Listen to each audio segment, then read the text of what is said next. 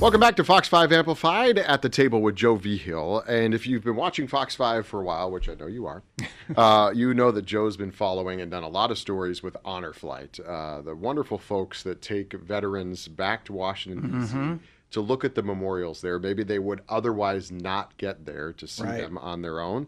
They take them for a day trip. They bring them back. It's a chartered plane usually. It's a lot of fun for them, emotional for them. You've been following this for years. Yeah, so we first did a trip when I was working in Alaska at a station. That was in 2014. I didn't really know about Honor Flight prior to saying, hey, you're going to go.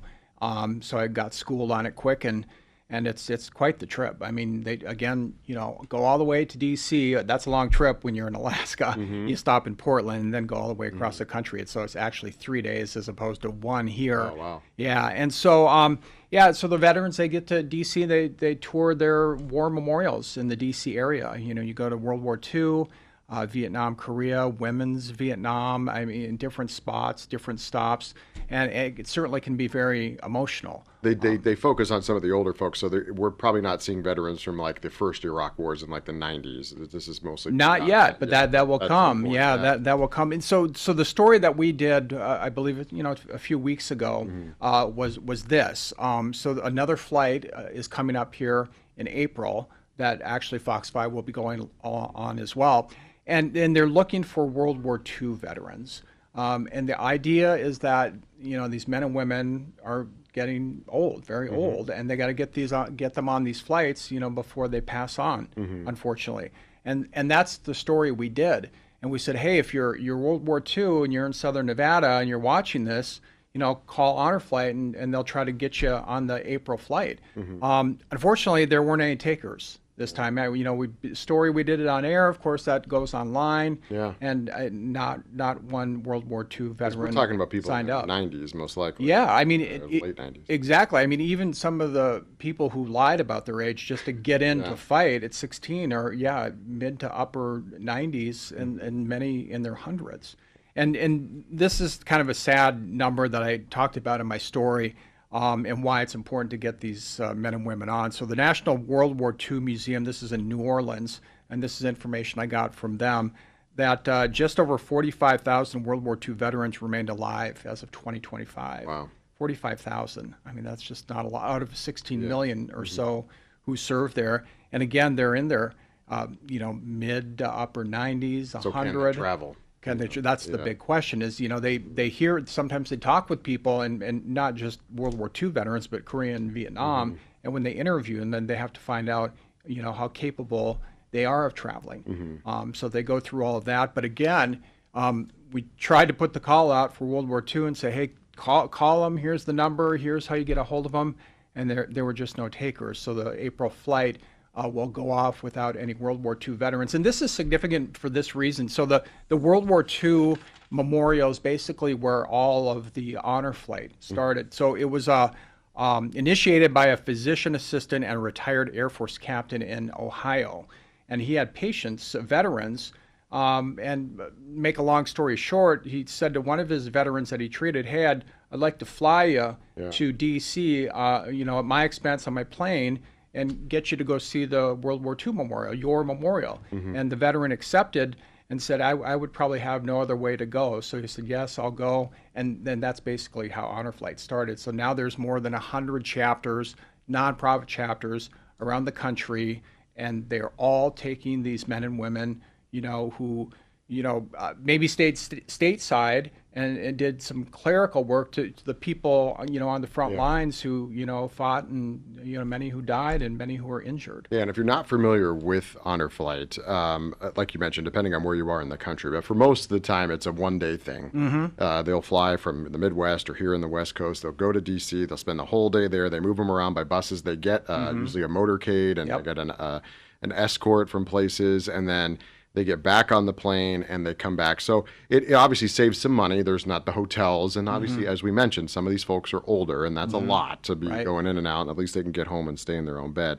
But it's not only the people that go on the planes with them and go to D.C., but they always have like a hero's welcome when they come home. Right. At the airport, they ask for volunteers to go down and do that. And what was your experience when you went through that with them? Well, first of all, before you even leave here, you know, there's a ceremony and people are clapping and cheering in the terminals. You know, it starts as soon as they see this group of veterans, and they've got their hats on, World War II veteran, Korea or Vietnam, and they've got their honor flight jackets on. So I mean, these men and women are treated like royalty. As they and should then, be. Yeah, and exactly. And then you get on the plane, and I remember a couple times, one of our last two trips, a trip or two before, there was a flight attendant, and her father was Vietnam and had passed. And so she got on, made an announcement and welcomed all the veterans on the plane, you know, through this announcement, talked about her dad a little bit, and then I actually interviewed her after we landed. She gave me pictures of her dad, and she ended up in the story. And then now you got to land.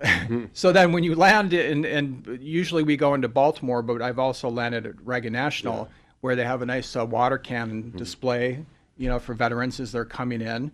And then they, of course, they come up to the gate, and once they get to the gate, sometimes that's chaotic. You know, you have just strangers clapping and cheering and yelling, and these veterans are just so surprised, you know, because many of them didn't receive this kind of welcome home, you know, when they got home. And then they go through their trip, and as they're going on the trip, you know, handshakes and hugs and thank yous. I've seen that over and over again.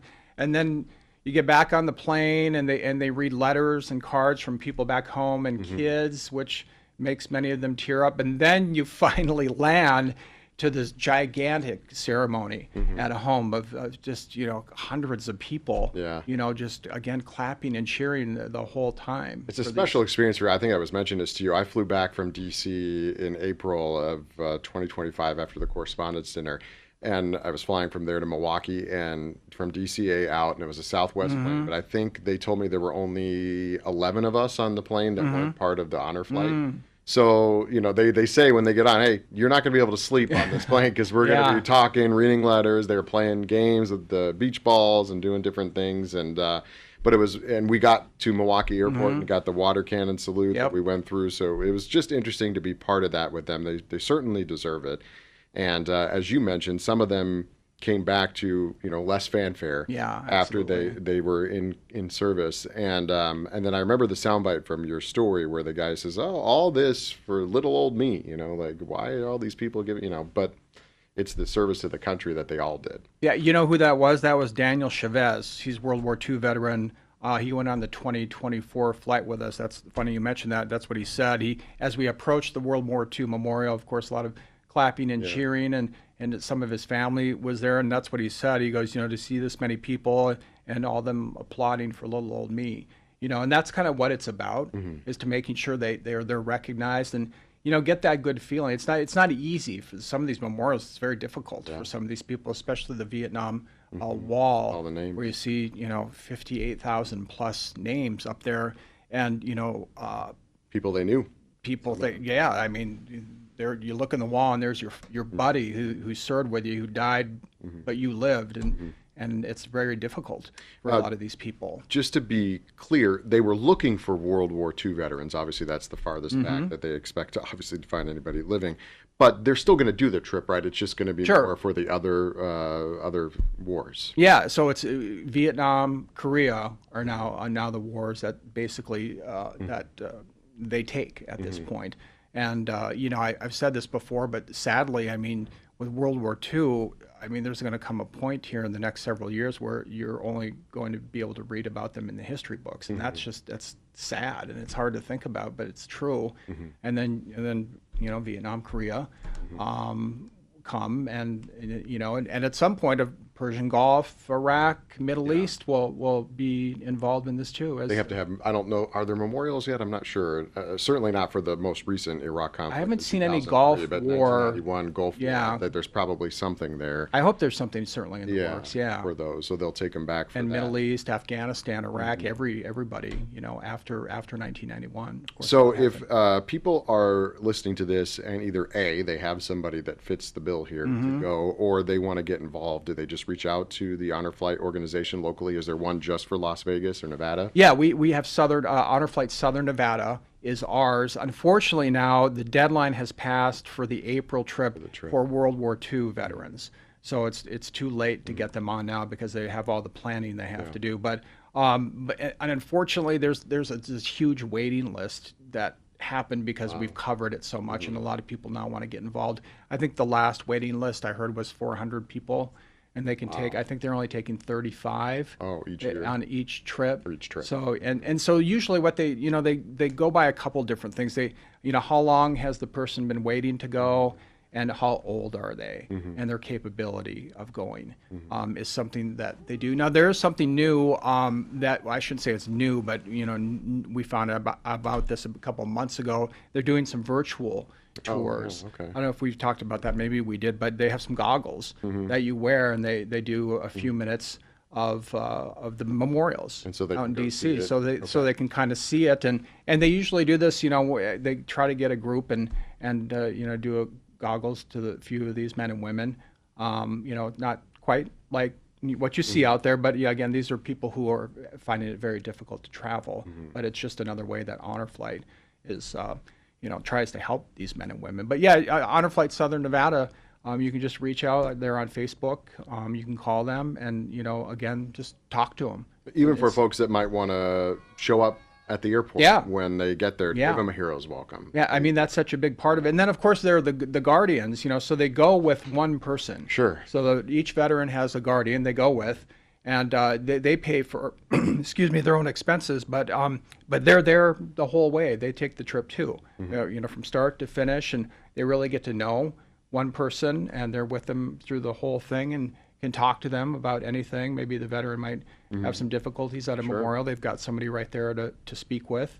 But again, just another way to really get involved. You've done a couple of them. Do you learn something new every time you go, or is it just you get the different stories from each, like you said, each veteran that has a different experience, whatever their role was? That's what it is. I remember when we went first, it was brand new in Alaska, and we didn't know what to expect, and it was incredible stories that we heard from some veterans. And then when we came here, I talked to them a little bit about it, and then we decided to go. And I remember thinking to myself, how will this be different? Yeah. But it's the stories that are different. There's just no two stories that are the same. I mean, there could be a moment that you didn't have on the last trip, but I'll tell you just one quick moment. I believe it was the VFW that welcomed us in the Baltimore area. That's where we stayed, and everybody came in and shook hands with some of the volunteers who were helping us and feeding these men and women. And they had a great meal, excellent food, super nice to everybody. And as we left, I'll never forget this, and we put it on our story, but the people who were serving us saluted the bus as we were driving away. So these people who, were helping with the dinner, all of a sudden you look and you see 5 or 6 people standing out in the grass saluting the buses of veterans. I mean, that's just one of many stories that you see, but I just vividly remember that. And that's the thing is, there's so many moments for these men and women who are just, boy, here's another opportunity to say thank you. I can imagine it's overwhelmingly emotional for them. Sure, Just yeah, he's it talking about it. So, you can watch Joe's stories on Fox 5 Vegas Plus and fox5vegas.com. And then, of course, depending on when this hits the airwaves, he'll be going again in April. Yep. And then we'll have a follow-up story after that. Yeah, so it'll be kind of a similar thing here. It's a one-day trip, so you go out, I believe it's on a Friday. You get there, have a nice dinner, get some rest, get up early in the morning on Saturday, have a good breakfast, and you hit several memorials and see how many you can get in. And then at night, they have a nice dinner for us, which is great. And you get to hear some awards and talk to, again, these men and women. And that's the great part, is just to hear these stories. I mean, I've heard so many stories. And I appreciate veterans so much, and I appreciate their service and what they do. It doesn't matter what they have done. I just appreciate them. Again, if they stayed stateside or they were actually in a battle, for me to hear all of these from what they did is just really an honor for me. Wealth of knowledge they have. Yeah, it's an amazing experience. It really is. Well, thanks for sharing some of that with us. And as we mentioned, you can see all the stories on Fox 5 Vegas Plus.